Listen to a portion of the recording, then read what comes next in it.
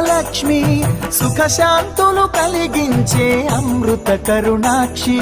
భారతీయ సంస్కృతికి గో సంతతి మూలధనం, అన్ని పురాణాలు తెలిపే గోమాత గొప్పదనం. జగతిలోన గోమాతది ప్రథమ స్థానం అని చాటెను తిరుమల తిరుపతి దేవస్థానం.